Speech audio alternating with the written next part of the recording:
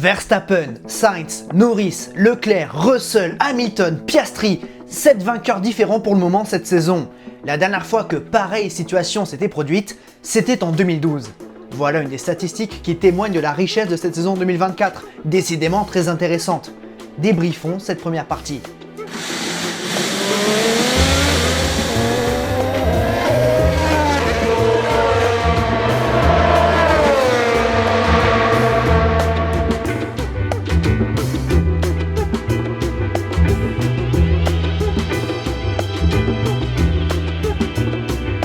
Après les 14 premiers Grands Prix de la saison, il y a pas mal de choses à dire et pour le moment, on peut résumer cette première partie en 3 actes. Acte 1, Red Bull confirme. Et comment? Car à Bahreïn, les tenants du titre ont dominé. Grand chelem pour Verstappen qui s'impose avec 22 secondes d'avance sur son équipier Pérez. Après coup, il y avait de quoi s'inquiéter car après une saison 2023 qui a vu 21 des 22 Grands Prix tomber entre les mains de l'écurie autrichienne, dont que 19 pour le néerlandais, on en avait un petit peu assez. Et les espoirs entrevus l'an passé, tels que la consolidation de Ferrari et le bond en avant de McLaren, n'ont pas été concrétisés. Du moins au début, car ce premier acte était tout de même assez court. Le constat était simple après les 2 premiers Grands Prix de la saison. Red Bull et Verstappen avaient l'avantage. Derrière, on retrouvait 3 ou 4 équipes. Ferrari, principal challenger, McLaren, bien qu'un petit peu en retard sur leur programme et n'ayant pas encore totalement la voiture version 2024, Mercedes, un petit peu en retrait après 2 années galères et encore un petit peu inexpérimenté dans un concept technique plus conventionnel, et enfin, encore dans le premier wagon quoique esselé, Aston Martin. Dans ce premier acte, l'Australie n'était qu'une exception, abandon de Verstappen et victoire de Sainz qui, encore une fois, coupe la série de Red Bull. Victoire de Sainz et même doublé Ferrari. Par la suite, durant la tournée asiatique, lorsque les premières évolutions arrivaient, Verstappen et Red Bull ont commencé à trembler, désormais cernés par les rouges et par les oranges. Acte 2, resserrement des performances. À Miami, McLaren a confirmé sa bonne forme. 3e en Australie et 2e en Chine, Norris s'impose pour la première fois avec un petit peu de réussite. Mais le début de course tonitruant de Piastri nous prouve bien que McLaren était bien revenu dans le match. Confirmation immédiate à Imola avec Norris qui échoue à moins d'1 seconde de Verstappen, et à Monaco, c'est Ferrari qui retrouve les sommets. Dès lors, il n'y avait plus de doute, la domination Verstappen était terminée. L'avantage Red Bull était comblé, ou presque comblé, et le suspense était de retour. C'est à partir de Miami que les choses sont compliquées. Il n'y a qu'à constater les résultats de Pérez. Cela dit, dans un élan de 2 années de domination et avec un Verstappen sublimant sa monture, les hymnes néerlandais et autrichiens résonnaient encore sur les podiums. Acte 3, nouvelle saison. Si Leclerc avait pris la 2e place du championnat au soir de Monaco, Norris et McLaren ont pris le dessus. Dans ce 3e acte, ce sont les oranges qui ont la meilleure voiture. Et alors que Ferrari stagne, McLaren trouve le déclic et vient se hisser dans la lutte à la victoire. Celle-ci arrive en Autriche, entre les mains de Russell, puis c'est Hamilton qui s'impose avant que Piastri prenne son premier succès en F1. Puis à Spa, nous avons eu la démonstration de ce qu'est la F1 en 2024 avec les 8 voitures de tête. 8 meneurs, 8 pilotes potentiellement vainqueurs à la régulière. Une chance de voir autant de suspense et autant de compétition. Car si on se penche sur les écarts entre les voitures, ça n'a jamais été aussi serré, c'est historique. Oui, parce qu'on a souvent tendance à dire que c'était mieux avant, et particulièrement ici vu que c'est une chaîne centrée surtout sur l'histoire du sport mécanique. Donc oui, on revient sur des moments nostalgiques où on se dit putain c'était bien avant, mais aujourd'hui c'est bien aussi. Alors il y a des points négatifs, il y a des points positifs, et parmi les plus gros points positifs, c'est à quel point c'est serré quoi. Oui, parce que souvent à l'époque Senna Prost, les 3e ils pouvaient être à plus d'1 seconde, voire parfois 2 secondes derrière le 2e. Donc ça c'était un peu moins serré quoi. Et bon, c'est vrai, il y avait de la diversité en termes de vainqueurs de Grand Prix, mais c'est surtout parce qu'avant ça cassait. Aujourd'hui ça casse plus. Bon, alors après là je rentre trop dans les débats philosophiques. Bref, la suite.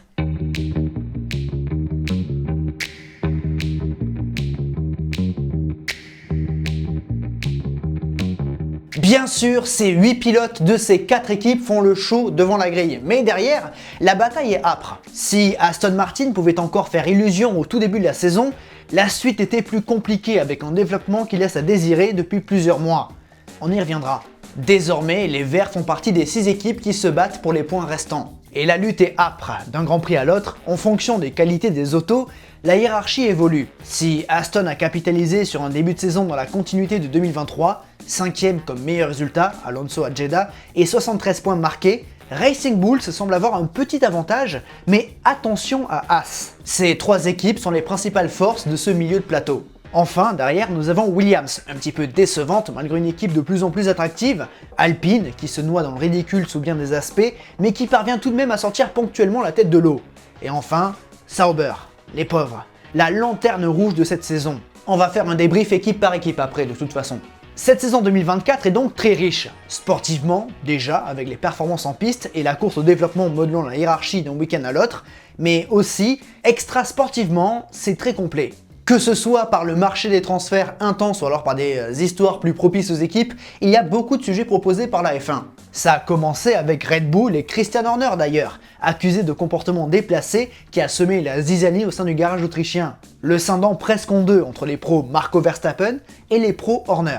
Mais aussi le départ d'Adrian Newey ou les retours de Binotto, sans oublier celui de Briatore, Andretti qui toque toujours à la porte, les règlements 2026, l'appendicite de Sainz, les pics entre McLaren et Red Bull, l'agitation chez Alpine. Bref, beaucoup de choses et beaucoup d'agitation du côté des transferts. Hamilton chez Ferrari en début d'année, le sort des pilotes Red Bull avec la pression des jeunes comme Liam Lawson, l'agitation autour du second baquet Mercedes, même si celui-ci semble déjà acquis, le transfert d'Ocon chez Haas, de Hülkenberg chez Sauber, mais encore des prolongations d'Albon, Alonso, Gasly et Stroll. Ouais, une saison très riche où chaque week-end a sa petite spécificité. Bahreïn, domination de Verstappen. Jeddah, l'attraction Berman. Australie, DNF de Verstappen et victoire Ferrari. Japon, Suzuka au printemps et... Bon ok, peut-être pas à tous les grands prix. Chine, retour de la Chine. Miami, première victoire de Norris. Imola, le duel Norris-Verstappen se terminant avec 7 dixièmes d'écart. Monaco, la belle histoire de Leclerc à la maison et la moins belle histoire des pilotes alpines. Canada, Ferrari, McLaren et Mercedes butent mais se rapprochent. Espagne, Norris manque une occasion. Autriche, la bagarre Norris-Verstappen qui se finit mal. Silverstone, le retour de Lewis Hamilton sur la plus haute marche au terme d'un Grand Prix très excitant. Hongrie, McLaren passe d'occasion gâchée à victoire gâchée. Donc progression quelque part et première victoire de Piastri. Et Belgique, Mercedes confirme et Red Bull doit réagir. Alors oui, tout n'est pas parfait, il y a quelques points perfectibles pour la F1. Avec un tel resserrement des performances, les bagarres en piste sont plutôt sympas. Mais entre le DRS qui artificialise le tout, les gabarits des voitures qui en empêchent certains, et de manière générale, une trop grande sagesse des pilotes, pour la plupart, je reste un petit peu sur ma faim. Sans oublier non plus la cohérence des décisions de la FIA et compagnie, mais bon, rien de nouveau par rapport aux années précédentes. Passons au bilan, équipe par équipe, et on commence par les derniers.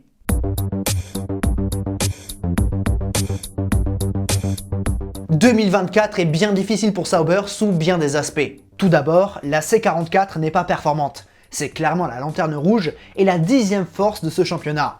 Une voiture difficile à piloter et qui en manque sur tous les points. La seule équipe à ne pas avoir réussi à débloquer le compteur. 11e à Bahreïn comme meilleur résultat, ce qui permet à Joe de devancer Sargent et Bottas au classement pilote. Mais le Finlandais est plus en verve que le Chinois et réalise une très bonne saison. Dommage que la voiture ne suive pas. Depuis le début de leur collaboration en 2022, Valtteri a globalement dominé son équipier, même si Guan Yu pouvait régulièrement se montrer menaçant. Ce n'est pas le cas cette année car le natif de Shanghai semble dépassé par les événements et incapable de réagir au volant d'une voiture si difficile. Bon, de manière générale, c'est un petit peu mieux qu'en tout début de championnat, notamment sur les arrêts au stand, avec des évolutions qui aident un petit peu, mais il faudra de la réussite pour qu'un pilote Sauber entre dans les points. Mais le mal de l'écurie d'Inville dépasse le cadre de la piste. En effet, cette équipe est en pleine transition. Rachetée par Audi, la marque Ozano doit débarquer officiellement en 2026, mais avec pareil résultat, il faut dire que le travail est colossal pour réaliser les objectifs de la marque. Et on sent une certaine fébrilité venant du siège Audi, ce qui nous amène à nous poser pas mal de questions sur leur réelle motivation. S'ajoute à ça les mauvais résultats en piste et un projet qui semblait attractif il y a quelques mois l'est beaucoup moins aujourd'hui. S'ils ont signé Hülkenberg, le deuxième baquet doit être encore attribué. Pour Audi, Sainz aurait été une très bonne option. Ocon, ça aurait été bien également, mais peu à peu, les pistes intéressantes diminuent. Reste-t-il encore des premiers choix pour Sauber Audi en vue de 2026 ? Pas sûr. Est-ce que ça aurait été le cas si la performance avait été correcte? Certainement, car les pilotes n'auraient pas à sacrifier l'année 2025. S'ajoute à ça des points noirs comme des luttes en interne, qui ont d'ailleurs conduit au départ d'Andreas Seidl, l'un des artisans du retour en forme de McLaren. Maintenant, c'est Binotto qui est aux commandes. Bref, Sauber a du boulot pour sauver sa saison 2024 et s'offrir les meilleures chances pour 2026 et au-delà. Paradoxalement, cette perte d'attractivité pourrait sauver Bottas, voire Joe. À suivre.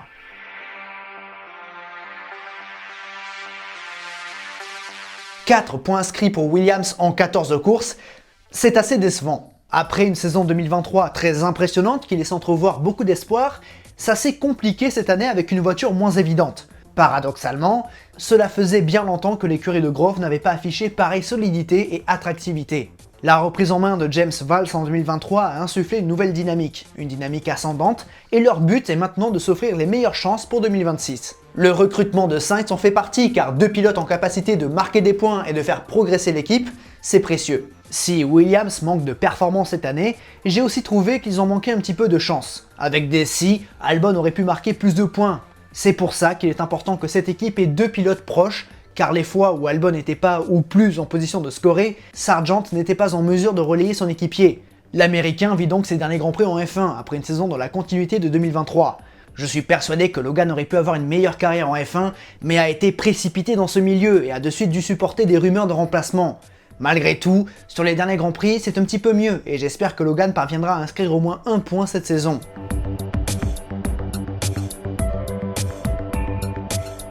Une nouvelle fois, Alpine entame un nouveau processus de reconstruction. Après l'ère Red Bull, l'ère Rossi, l'ère Safnauer et l'ère Famin, nous avons l'ère Briatore et Hawks. Le projet en prend à nouveau un coup, tout comme sa crédibilité.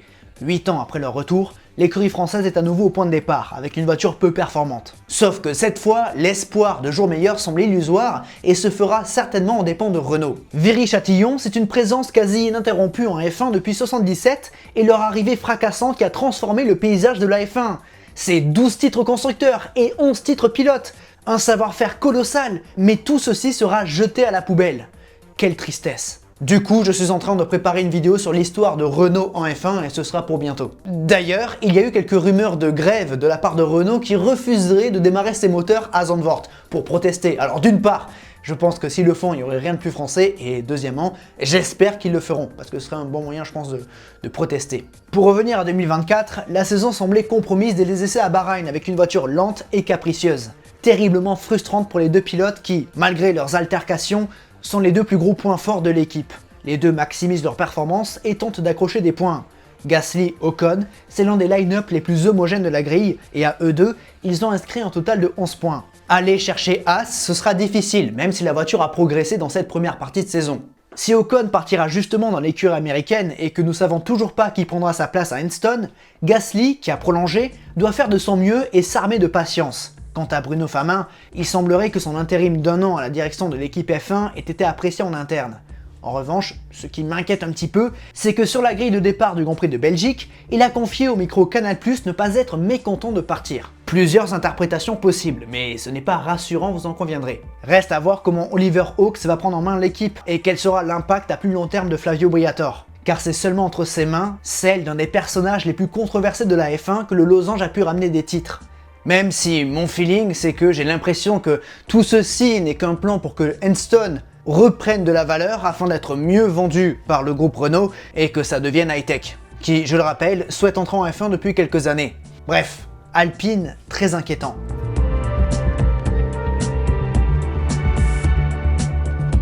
Parmi les bonnes surprises de la saison, il y a Haas. Durant l'intersaison, Gunther Steiner, la figure emblématique de l'écurie, a donc été remercié, et c'est le japonais Hayao Komatsu qui a pris la relève. Et une demi-saison plus tard, son bilan est très positif. On sent chez Haas une nouvelle dynamique, bien plus positive, et les résultats suivent. Le travail de restructuration de l'ex-ingénieur est salué par les membres de son équipe, ainsi que par d'autres personnes dans le paddock. À l'image de James Valls chez Williams, l'écurie américaine retrouve de l'attractivité après avoir touché le fond entre 2019 et 2021.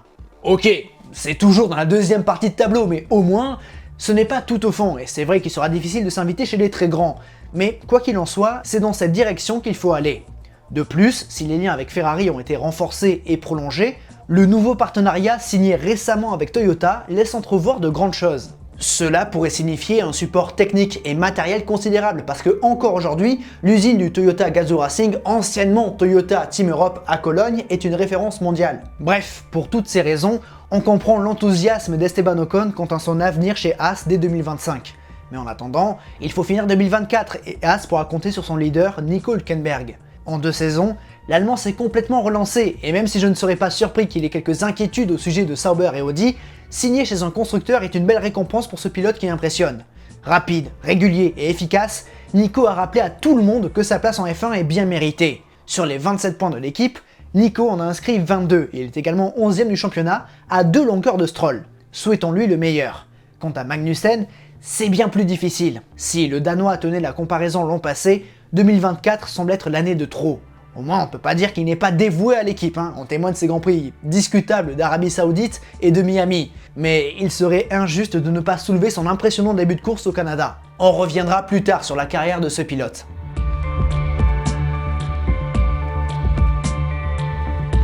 Racing Bulls dans cette première partie de saison 2024, c'est plutôt rassurant malgré l'agitation. Le sujet des pilotes Red Bull fait beaucoup parler avec les nombreuses rumeurs venant d'en haut et d'en bas. D'en haut pour une potentielle place aux côtés de Verstappen et d'en bas pour la menace Liam Lawson ou d'Isaac Hadjar. De l'agitation donc, mais une saison correcte de la part des deux pilotes qui font plus ou moins jeu égal. Ouais, les deux ont connu des week-ends sans, mais il faut bien admettre que Tsunoda est plus efficace que Ricciardo. Plus d'entrées dans le top 10, plus régulier, et le japonais compte 22 points contre 12 pour l'australien. Donc pas tant jeu égal que ça. Si Yuki est plus régulier, Ricciardo est parvenu à faire quelques coups d'éclat avec notamment Miami, une chose que Tsunoda n'a pas réussi à faire. Ouais, c'est plutôt déséquilibré entre les deux pilotes. Daniel devrait rester jusqu'à la fin de la saison, ce qui va nous permettre d'observer ce duel encore 10 courses. Au-delà, j'ai du mal à le croire. Côté équipe, il faut saluer la prise en main de Laurent Mekies. L'ancien bras droit de Frédéric Vasseur chez Ferrari avait déjà évolué à Faenza du temps de Minardi et a maintenant succédé à Franz Tost. Sans qu'il n'y ait trop de changements visibles, j'ai l'impression que le management du français est un petit peu plus souple. En revanche, en piste, on reste fidèle à l'histoire de l'équipe, jamais loin de la zone des points avec quelques top 10 à la clé. Le resserrement des liens avec Red Bull pouvait inquiéter avant la saison, mais cela a juste permis à l'ex Alpha Tauri de revenir dans la lutte à la 6ème place au championnat. Donc, comme d'habitude. Si As met la pression, ça semble bien parti. Notons également qu'aux alentours du Grand Prix d'Espagne, lorsque la petite italienne a apporté ses évolutions, c'était plus délicat, mais on dirait que Racing Bulls commence à comprendre leurs nouvelles pièces, en espérant qu'ils puissent maintenir ce niveau de performance jusqu'à la fin de l'année.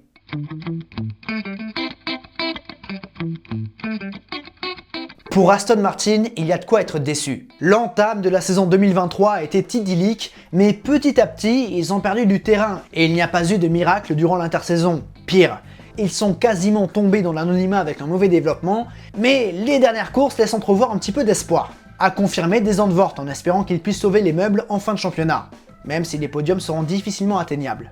Côté pilote, il y a des choses à dire. Alonso a prolongé, et si son début de saison est fidèle à l'espagnol, la suite était bien plus anonyme. En difficulté, parfois face à Stroll, et on a vu un Fernando bizarre, dans l'attente. Parfois, oui, un petit peu piquant en conférence de presse, mais bien loin de ce qu'il a pu être autrefois.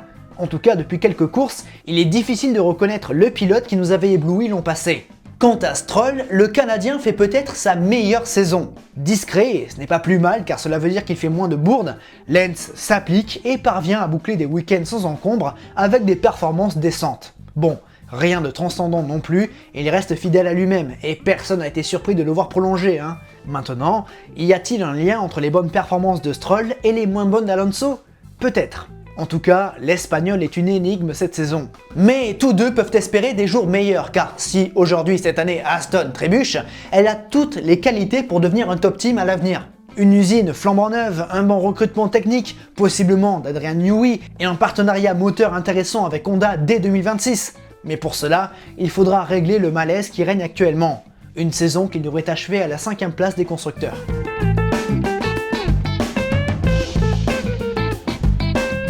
Enfin, les soucis semblent résolus chez Mercedes. Après 2 saisons avec une voiture compliquée et 2 concepts aérodynamiques osés, la marque à l'étoile se retrouve et revient dans le match. Même s'il faut dire que le début de saison a été difficile avec une forme de latence totalement normale. Et ouais, le temps que l'équipe comprenne sa nouvelle voiture et qu'elle la développe. Et depuis le Canada, il faut croire que ça marche fort chez Mercedes. C'est simple, depuis Montréal, il y a toujours une voiture sur la boîte le dimanche après-midi. Entre les 4 top teams, les écarts sont infimes et l'erreur ne sera plus permise pour rester dans le match jusqu'à Abu Dhabi. Malheureusement, avec ce début de saison compliqué, il est difficile pour l'écurie de Brackley d'espérer quoi que ce soit de concret au championnat. Mais mathématiquement, ils peuvent encore prendre un titre. Du côté des pilotes, si Hamilton s'est montré plus réaliste, Russell est dans le match après une saison 2023 frustrante. Ça y est, George semble avoir atteint une bonne maturité et ça tombe bien car l'anglais sera seul leader en 2025. Spa est peut-être sa prestation la plus aboutie depuis son arrivée en F1. Quant à Hamilton, le septuple champion du monde a mis fin au doute après sa victoire à Silverstone. Si on le sentait plus à l'aise avec des évolutions, on le sent désormais plus léger et dans sa position de premier outsider, on se régale à voir Hamilton dans cette saison 2024. Sa dernière avec Mercedes. Pour le moment, le seul pilote avec Verstappen à avoir remporté plus d'un Grand Prix cette saison, même si Spa était particulier. Attention à Mercedes.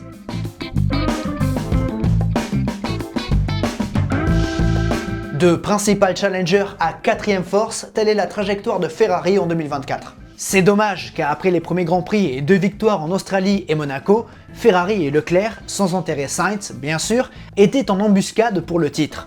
Même si le Monégasque est toujours sur le podium du championnat et que Ferrari garde McLaren en joue, ce sera difficile. Dans sa gestion, si l'on commençait à voir les premiers effets Vasseur fin 2023, 2024 ne fait que confirmer que Ferrari a progressé dans le domaine opérationnel. Malheureusement, ce petit manque au développement coûte cher, mais tout ceci est à pondérer car il faut tout de même rappeler que jamais les écarts n'ont été aussi serrés et que jamais un malheureux dixième n'a coûté aussi cher. Pour les pilotes, si Sainz est plus régulier depuis le début de saison, c'est d'ailleurs le deuxième pilote avec la meilleure moyenne d'arrivée derrière Verstappen, l'Espagnol est rentré dans le rang, en embuscade, prêt à récupérer ce que les autres laissent. L'Australie reste pour le moment sa course référence cette saison. Difficile d'éblouir quand on n'a que la quatrième voiture, me direz-vous. C'est vrai, mais il faut dire aussi que l'on revoit la tendance habituelle qui dure depuis 2 ans. Si Carlos s'adapte plus facilement à l'auto quand celle-ci peine davantage, il n'arrive que très rarement à la sublimer. Un peu l'inverse de Charles si on devait résumer.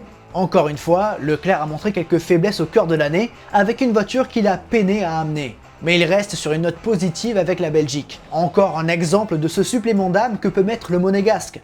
Malgré ses quelques week-ends son bilan est très positif et Leclerc peut légitimement se battre pour le podium du championnat. En espérant que Ferrari trouve ce petit plus qui lui manque pour la fin de la saison.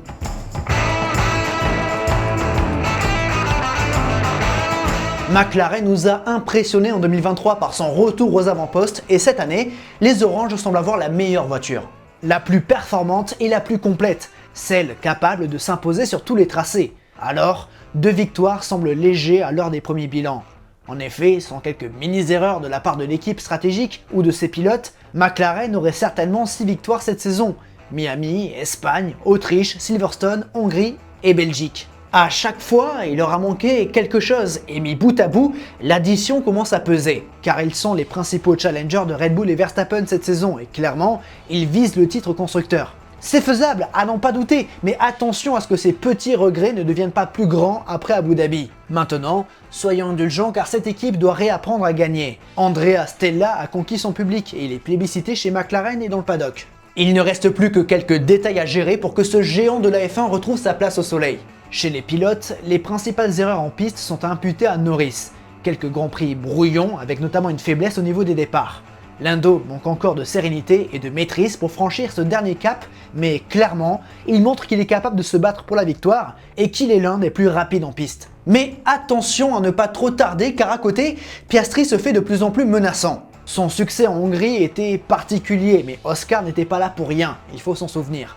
À Spa, l'Australien a commis une légère faute au stand et c'est peut-être ces 2 secondes de perdu qui lui ont manqué à la fin pour s'imposer une deuxième fois. Froid et constant, Piastri s'affirme peu à peu. Et si c'était lui le futur de McLaren? Sous bien des aspects, la deuxième partie de saison des Oranges va être palpitante.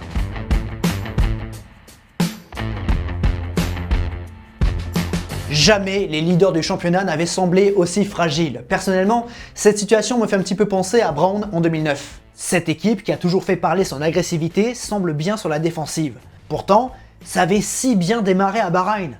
Peut-être que le concept de cannon cooling n'est pas si efficace que ça et ne permet pas d'importants développements. Chose qu'a constaté Mercedes l'an passé d'ailleurs. Puis Red Bull cette année, ce sont aussi des polémiques en interne et le départ d'un mastodonte en la personne d'Adrian Newey. Ça, plus toutes les rumeurs concernant l'attribution des baquets, ça commence à faire beaucoup. McLaren n'est plus qu'à 42 points au championnat constructeur et sans 2 pilotes capables d'inscrire de gros points, ce sera difficile pour Red Bull de conserver le titre. Car c'est le plus gros souci de cette équipe, ils n'ont qu'un seul pilote. Alors, cette situation, ils en sont un petit peu responsables car depuis 2019, celui étant à côté de Verstappen galère. Gasly, Albon et maintenant Perez. La grande majorité des efforts de l'équipe est tournée vers le néerlandais et le deuxième pilote a donc moins d'options. Puis il n'est jamais facile de transformer son style de pilotage. Celui de Verstappen est très spécifique et ne convient pas à Perez qui, dans l'adversité et avec une voiture n'étant peut-être que finalement la quatrième force, difficile de briller, sans oublier les nombreux coups de massue reçus au gré des fautes et des accidents. L'avenir sera difficile pour Perez, qui, je pense, aurait tout intérêt à partir. Pourquoi pas aller chez Audi, car c'est un bon pilote avec de l'expérience et son passif chez Force India / Racing Point parle pour lui. Quant à Verstappen, j'ai du mal à voir qui pourra le battre au championnat pilote. Ces 7 victoires acquises sont précieuses et malgré une voiture difficile, le triple champion du monde sécurise des top 5. Max se donne à fond et même si l'on a revu son côté ultra agressif en piste et que le spectacle offert en Hongrie à la radio virait au ridicule, il reste une référence. Max s'arrache et c'est à ce prix qu'il aura son 4e titre. À condition de compter ses points et de bien choisir ses combats. Ça va être intéressant.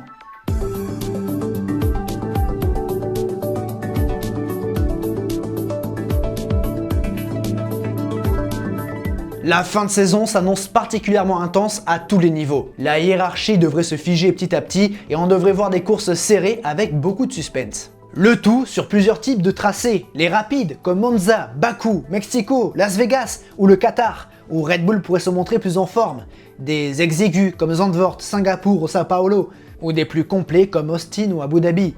Avec 78 points d'avance sur son poursuivant, Verstappen reste le grand favori. En revanche, côté constructeur, ce sera bien plus serré. Le dernier titre constructeur de McLaren remonte à 1998 et pourrait bien leur revenir. Aussi, il reste quelques intrigues extra-sportives à conclure, avec notamment le marché des transferts et les quelques places restantes. Si le siège Mercedes semble promis à Antonelli, ceux aux côtés de Gasly, Hülkenberg ou ceux de Red Bull au sens large sont encore à attribuer et feront couler beaucoup d'encre.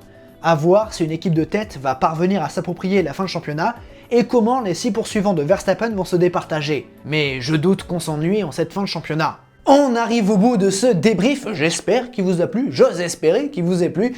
Donc si c'est le cas, vous savez quoi faire sur la plateforme. Voilà, il y a quelques liens en description, soyez curieux. Merci à ceux qui ont décidé de rejoindre la chaîne. Vos noms s'affichent quelque part sur le côté, mais vu que je suis pas bon, normalement c'est là.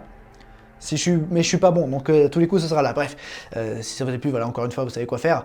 Merci de m'avoir écouté jusqu'ici, mais n'oubliez jamais, le plus important, c'est de continuer d'aimer le sport auto. À la prochaine. Et bon week-end de Grand Prix de Zandvoort. J'aime bien Zandvoort, j'aime bien Zandvoort. Il est critiqué parce que ouais, il est exigu, il serait pas adapté à la F1. Moi, je suis pas d'accord. Moi, je pense que c'est la F1 qui n'est pas adaptée à Zandvoort, comme la F1 qui n'est pas adaptée à beaucoup de circuits. Je l'avais dit ça il y a pas longtemps, justement dans la vidéo sur les circuits qu'on aimerait revoir en F1, où au final la conclusion, parce que j'ai quand même souvent répété, parce que c'était la conclusion de beaucoup de circuits, c'est que la F1 n'est pas adaptée, trop grosse, gabarit pas bon, format pas terrible pour s'adapter vraiment au circuit en question. Et c'est un petit peu le cas pour Zandvoort. Mais voilà, Zandvoort, Monaco, je pense que c'est le cas le plus flagrant. Mais je pense que ça mériterait dans l'absolu un sujet de vidéo complet sur pourquoi la F1 n'est pas nécessairement adaptée à ça, parce que tu as les catégories les autres catégories du sport automobile où ils peuvent aller là, pas la F1. Et ça, je trouve que c'est intéressant. Bref, on va complètement digresser en cette fin de vidéo. Si jamais, disez-moi ce que vous en pensez en commentaire. Oui, dites-moi. Bref. Des bisous.